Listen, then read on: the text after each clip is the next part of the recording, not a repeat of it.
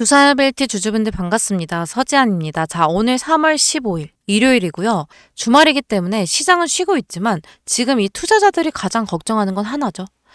자, 주말 사이에 이 악재가 터지면 이 월요일장에 어떻게 대응을 해야 되냐.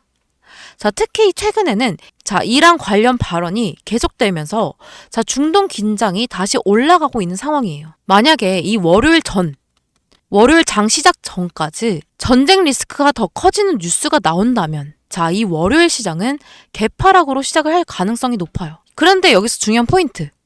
이런 상황이 나오면 이 개인 투자자들은 공포로 이 장 초반에 던지는 경우가 많죠.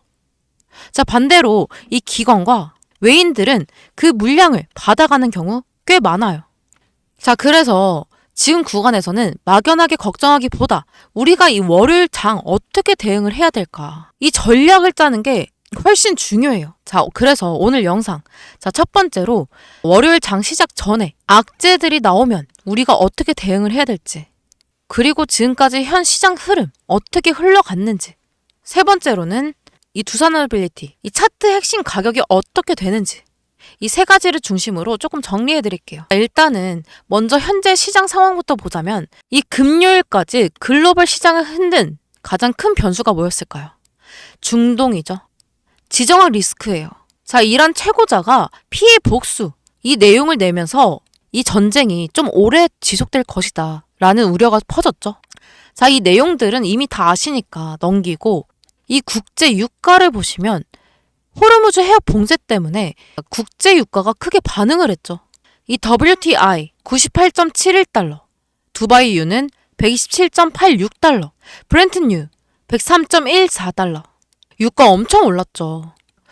이 유가가 올라가면 시장이 걱정하는 게 뭘까요? 금리에 대한 것과 인플레이션 재자극, 그리고 기업 비용 상승이죠.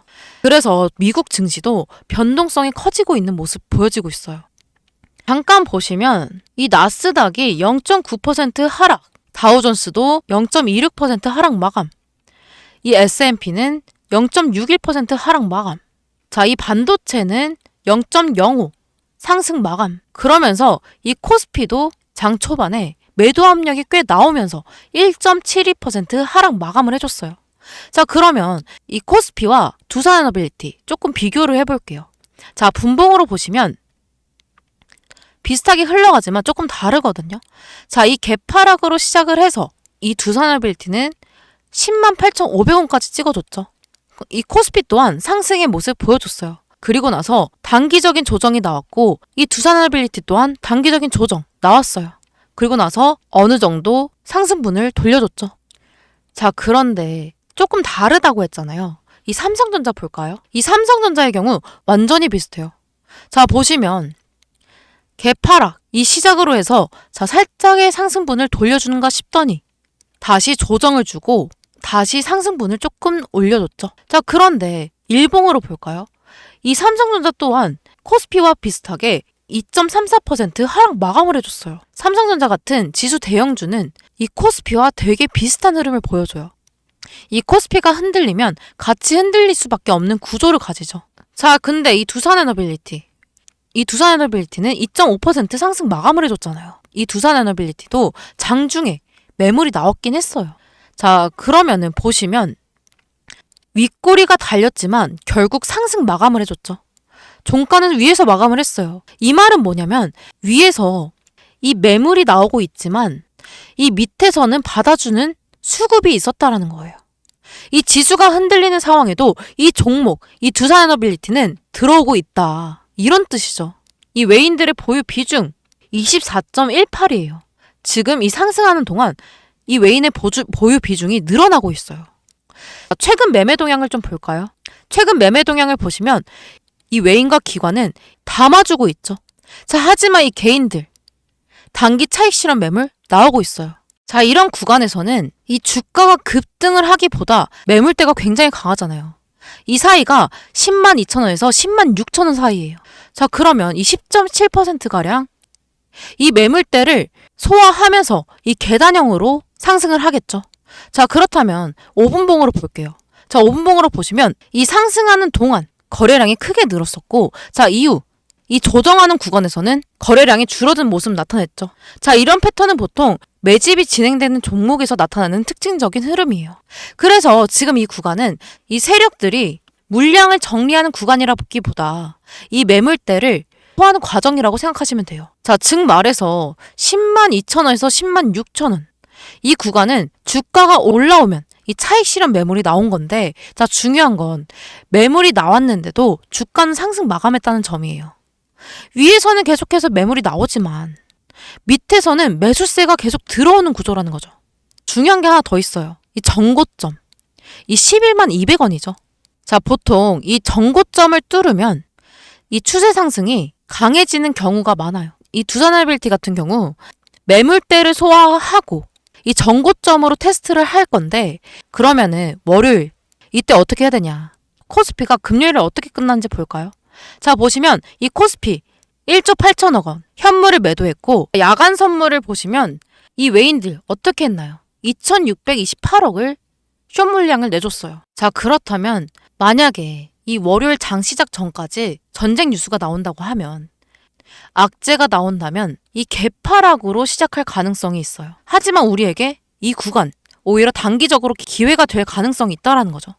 왜냐? 이런 개파락에서는 개인 투자자들 공포로 장 초반에 던지는 경우가 더 많아요. 자, 그러면은 아래 구간에서 이 기관과 외인들은 물량을 받아가는 경우가 많죠. 근데 이 코스피와 좀 비슷하면서 다르게 흘러간다고 했잖아요. 그러면은 이 장 초반에 아래 구간으로 눌러주다가 이 아래 구간에서 결국 이 외인들은 주워 담을 거예요. 그리고 나서 다시 한 번 더 상승을 해주겠죠. 내일 개파락으로 시작해서 정고점을 테스트를 하고 뚫어주게 된다면 이 구간에서 한 번 더 차익 실현하는 물량이 나올 수 있어요. 자, 그렇다면 우리는 어떻게 해야 될까? 이 구간 정리해야 되는 구간일까요? 아니라는 거예요. 자, 정리해서 말씀드리면 내일 개파락으로 시작해서 반등을 해줄 거예요. 자, 그 구간에서 차익 실현하는 물량이 나올 가능성도 있기 때문에 조금 흔들릴 수는 있어요. 하지만 정리할 구간은 아니라는 거. 자, 두산하이빌리티는 지수와 조금 비슷하면서도 다른 흐름을 가져가고 있고, 자, 에너지, 인프라, 산업 모멘텀을 가지고 있죠. 자, 그리고 이 기관과 이 외인들 수급이 유입되고 있어요. 추가로 10.7%의 매물대를 소화하고 있는 과정이죠.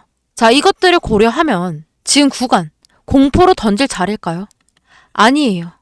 조정 시에 대응을 고려할 수 있는 구간이라는 거예요.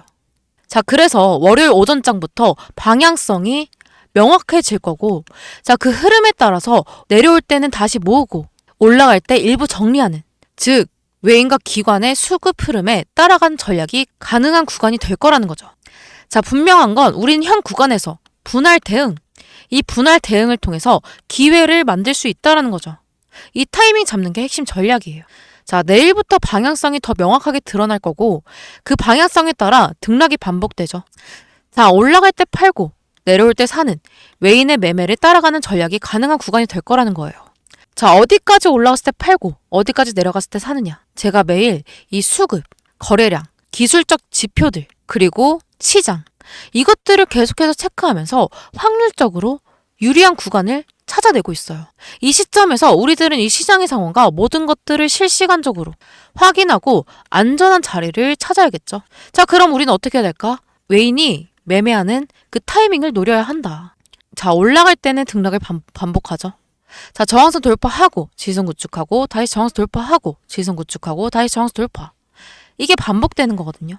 이러려면 물량을 모아야 하니까 이런 그림이 나올 수 있어요. 자, 여기서부터 여기까지가 3%라고 가정을 해보면, 자, 개인들은 보통 이 구간 다 기다려서 이 3% 가져가요. 하지만 이 외인과 기관은 다르죠.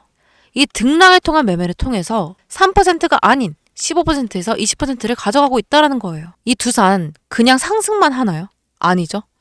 단기적인 저점이 한 차례씩 나오면서 이 계단형으로 상승을 하기 때문에 우리는 이 구간들을 노려야 된다는 거예요. 그런데 제가 이렇게 방송으로 안내해드리면 늦게 보셔서 따라가지 못하시는 분들이 계시거든요.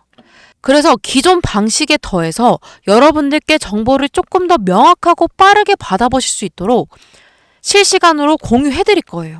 자, 상단에 번호 하나 띄워드릴게요. 자, 상단에 보이는 제 번호 010-8199-6419 이 번호로 두산이라고 문자 남겨주시면 이 변동성 체크하면서 상황에 맞게 대응하실 수 있도록 실시간으로 빠르게 공유해 드릴 거예요. 자, 다시 한번 상단에 보이는 제 번호 010-8199-6419 이 번호로 두산이라고 문자 남겨주시면 이 소중한 정보 문자 보내드릴 거예요. 그런데 제가 이 유튜브를 시작하면서 항상 받는 질문이 있거든요. 이미 이 주식으로 돈을 잘 버는 것 같은데 왜 굳이 시간 써가면서 남들한테 알려주냐고. 제가 이렇게 진행하는 이유는 저도 이 주린이였던 시절이 있잖아요. 이 주린이 시절에 또 다른 내가 이 주식시장에 더 이상 없었으면 하는 마음에 이렇게 시작하게 된 거예요. 이 주식시장은 양면성이 있죠. 돈을 잘 벌 수 있다라는 것과 잃을 수도 있다라는 양면성. 제가 이 주식시장에 발을 들인 지가 거의 10년이 넘어가거든요. 시행착오 엄청 겪었어요. 수억 대의 빚이 있었지만 제가 절망 속에 깨달은 게 뭔 줄 아세요? 혼자 고민하면 돈, 시간, 감정 이 세 가지를 다 낭비한다. 만약에 그 시절에 주식의 주자도 몰랐던 저한테 누군가가 이 현실적인 가이드라인 하나만 제대로 줬더라면 조금 달랐지 않았을까요? 제가 이 정보를 공유하는 건 단순히 착한 마음이 아니에요. 이 시장은 혼자 싸우기엔 너무 방대하고 이 개인 투자자들을 너무 쉽게 고립되게 만들죠.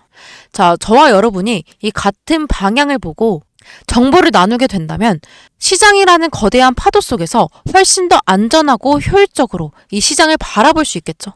저는 여러분들의 선생님이 되고 싶은 게 아니고 이미 험난한 길을 먼저 지나온 길잡이가 되어드리려는 거예요. 여러분이 저의 든든한 동료가 되어서 저와 함께 하시게 되면 적어도 혼자서 낭떠러지로 갈 일 없을 거예요. 이제 더 이상 외롭고 힘들게 고민하지 마시고 그 길 옆에서 함께 걸을게요. 자, 주말이 끝나가는데 주말 마무리 잘 하시고요. 오늘 영상 여기서 마무리할게요. 서지안이었습니다.